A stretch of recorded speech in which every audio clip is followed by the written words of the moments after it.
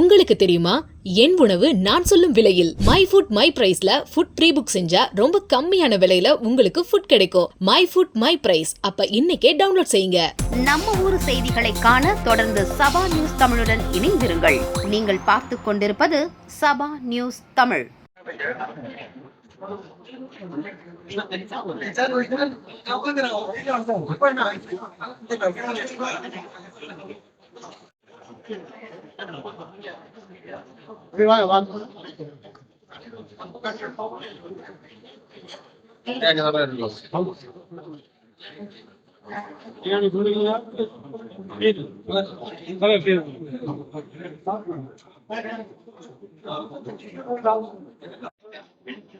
உங்களை சந்திப்பதில் மிகுந்த மகிழ்ச்சி அடைகிறேன். உங்கள் அனைவர் மீதும் இறைவனின் பேரோடு புரியப்பட பிரார்த்தித்து தொடங்குகிறேன்.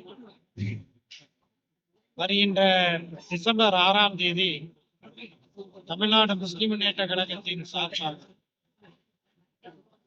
10 மண்டலங்களில் 10 பெருநகரங்களிலே ஆர்ப்பாட்டம் நடத்தவிருக்கின்றோம். 1992 டிசம்பர் 6இல் உச்ச நீதிமன்றத்தினுடைய உத்தரவுகளை மீறி பாபரி மஸ்ஜித் இடிக்கப்பட்ட ஒரு கொடூரம் நடைபெற்றது. இன்றைய காலகட்டத்தில் இன்று உச்ச நீதிமன்றத்தினுடைய உத்தரவை மீறி பாபரி மஸ்ஜிதை இடித்த பிஜேபி உள்ளிட்ட சங்க பரிவார் ஆட்சியில ஒட்டுமொத்தமாக இந்தியாவில் உள்ள பள்ளிவாசல்களை வக்ஃபு திருத்த சட்டம் என்ற பெயரில கபலீகரம் செய்யக்கூடிய ஒரு மாபெரும் சதி அரங்கேற்றப்பட்டு வருகிறது. இந்த வக்ஃபு திருத்த சட்டம் இந்தியாவில் வக்ஃபு சொத்துகளே இருக்கக்கூடாது என்ற ஒரு கெட்ட நோக்கத்துல கொண்டு வரப்பட்ட சட்டமாக இருக்கின்றது. இந்த சட்டம் தொடர்பான மசோதா நாடாளுமன்றத்தில் அறிமுகப்படுத்தப்பட்ட போது அதில் திராவிட முன்னேற்ற கழகம், காங்கிரஸ் உள்ளிட்ட இந்தியா கூட்டணி கட்சிகள் மட்டுமின்றி பாஜகவுக்கு ஆதரவாக இருக்கக்கூடிய தெலுங்கு தேசம், ஜனதா தள் யுனைடெட் போன்ற கட்சிகளும் எதிர்ப்பு தெரிவித்தார்கள். இதன் விளைவாக இந்த சட்டம் நாடாளுமன்ற கூட்டு நடவடிக்கை குழு, அதாவது ஜேபிசிக்கு அனுப்பப்பட்டது. இந்த கூட்டு நாடாளுமன்ற குழுவில தமிழ்நாட்டை சார்ந்த திராவிட முன்னேற்ற கழகத்தினுடைய துணை பொதுச் செயலாளர், நீலகிரி நாடாளுமன்ற உறுப்பினர் ராசா அவர்களும், நாடாளுமன்ற மேலவை ராஜ்யசபா உறுப்பினர் அப்துல்லாவும் இடம்பெற்றிருக்கிறார்கள்.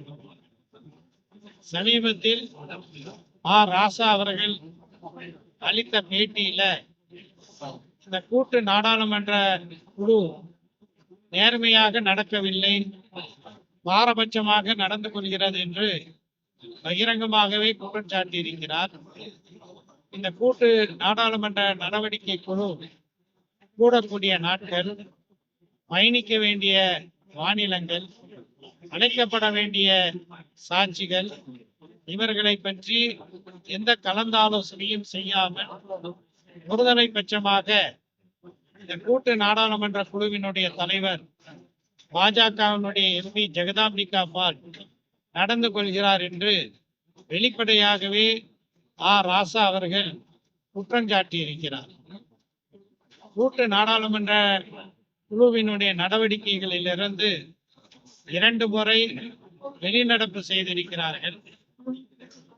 லோக்சபா மக்களவை சபாநாயகரிடம் எழுத்துப்பூர்வமாக புகார் கொடுத்த பிறகும் இது போன்ற நிகழ்வு தொடர்கிறது என்று ராசா குற்றம் சாட்டுகிறார். இதற்கிடையே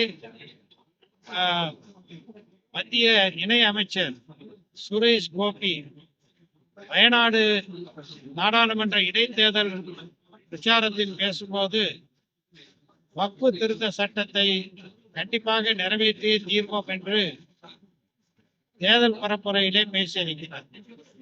அவர் மட்டுமல்ல, மத்திய உள்துறை அமைச்சர் அமித்ஷா அவர்கள் கூட்டு நாடாளுமன்ற நடவடிக்கை குழுவுக்கு வக்ஃபு திருத்த மசோதா பரிசீலனையில் இருக்கக்கூடிய சூழல்ல மராட்டிய மாநிலத்திலே தேர்தல் பரப்புரையில பேசும்போது வரக்கூடிய நாடாளுமன்ற குளிர்கால கூட்டத்தொடர்ல வக்ஃபு திருத்த சட்டம் நிறைவேற்றப்படும் என்று அவரும் பேசியிருக்கிறார்.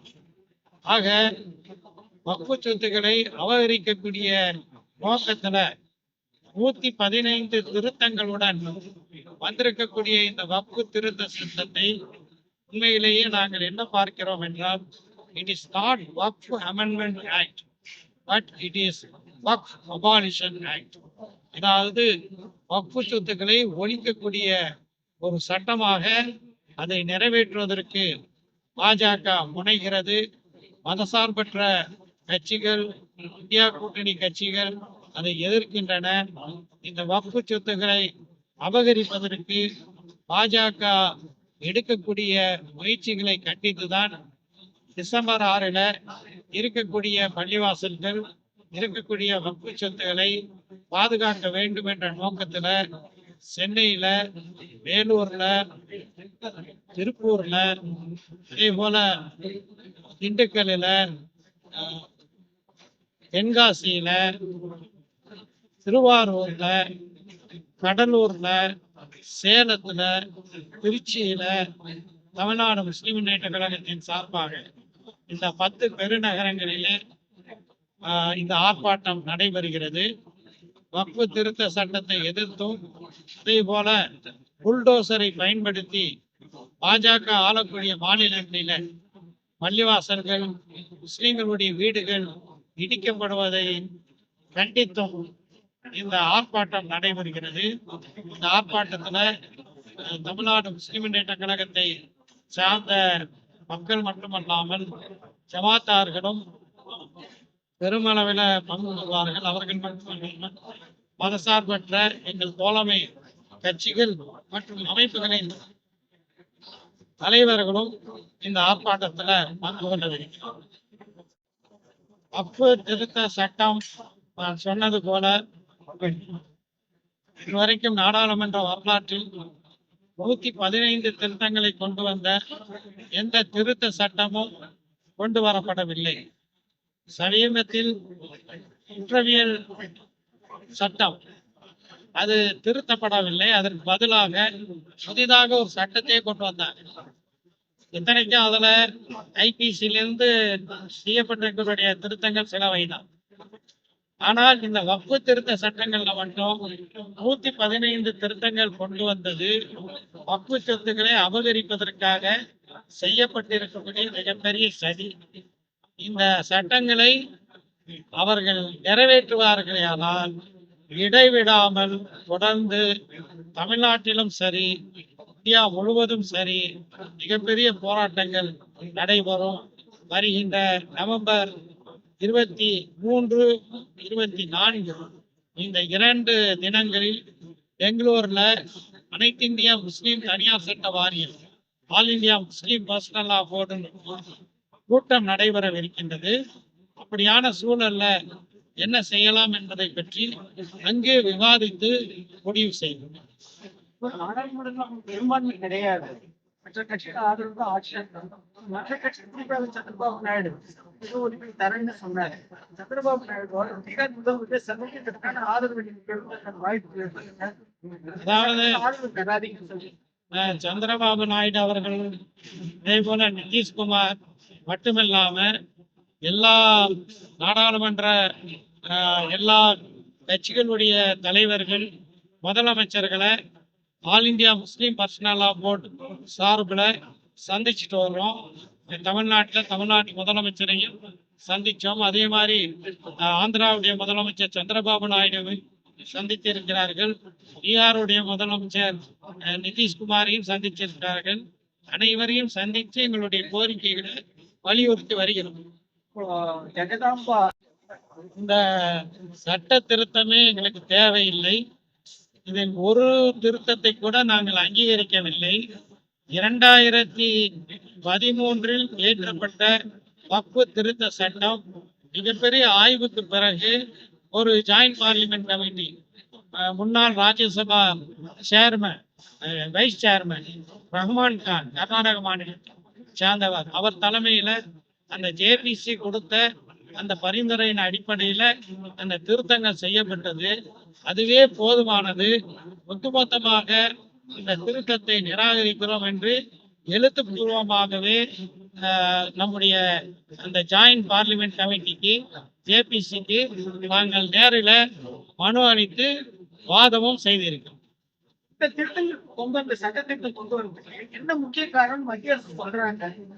உச்ச நீதிமன்ற பரிந்துரையா? என்ன காரணம்? உருப்படியான காரணம் எதுவும் சொல்லவில்லை. உச்ச நீதிமன்றத்தினுடைய பரிந்துரையும் இல்லை. ஒரே காரணம், வக்ஃபு சொத்துக்களை அபகரிக்க வேண்டும் என்ற ஒற்றை காரணத்தை தவிர வேற எந்த காரணமும் இல்லை.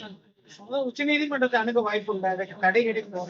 முதல்ல சட்டம் என்ன நடக்குது பார்லிமெண்ட்ல அப்படிங்கறத பார்த்துட்டு all India Muslim personal law board என்ன முடிவெடுக்கிறார்களோ அதை நாங்க நிறைவேற்றோம்.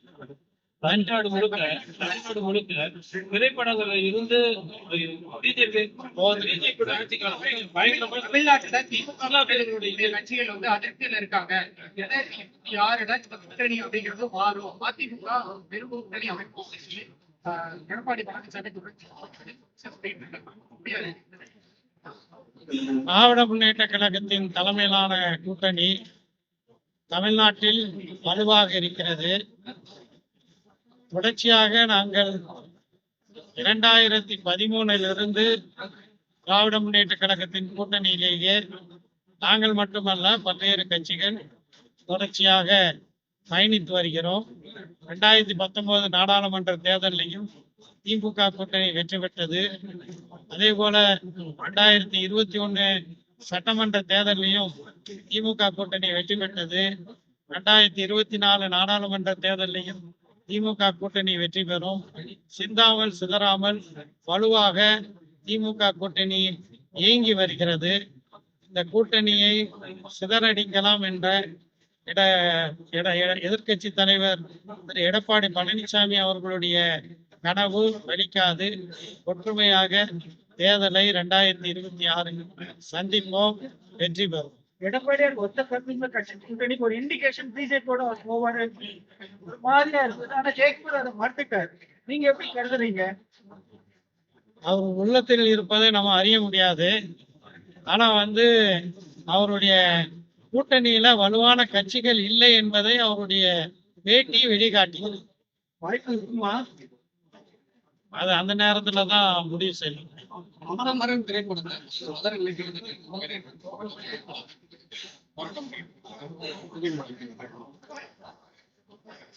அமரன் திரைப்படம் இராணுவத்தின் மேஜர் முகுந்த் பத்மநாபன் அவர்களுடைய தீர செயல்களை சித்தரிக்கக்கூடிய விதத்தில் அமைந்திருக்கிறது. முகுந்த் பத்மநாபன் உட்பட பல இந்திய இராணுவ வீரர்கள் அர்ப்பணிப்பு மிகுந்த தியாகங்களை செய்திருக்கிறார்கள். கார்கில் யுத்தத்துல கூட நம்முடைய குன்னூரை சேர்ந்த இராணுவ வீரர் கூட அந்த யுத்தத்துல தன்னுடைய உயிரை தியாகம் செய்திருக்கிறார். ஆனா அதே நேரத்துல இந்த அமரன் திரைப்படம் காஷ்மீர் மக்களினுடைய உண்மையான துயரத்தை எடுத்து வைக்க தவறிவிட்டது. காஷ்மீர்ல ஆஃப் விடோஸ் இருக்கிறார்கள், பாதி விதவைகள்.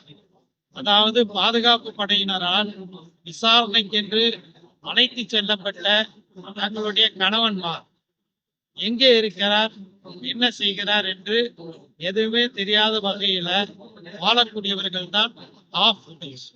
அவர்களுடைய துயரங்களை எல்லாம் எடுத்துரைக்க தவறிவிட்டது. ஒரு நுட்பமான முறையில பிஜேபியினுடைய அரசியல் கருத்துக்களை பிரதிபலிக்கக்கூடிய வகையில இந்த படம் எடுக்கப்பட்டிருக்கிறது. ஒருதலை பட்சமாக எடுக்கப்பட்டதின் காரணமாக அந்த படத்தை நாங்கள் எதிர்க்கிறோம். ஓகே.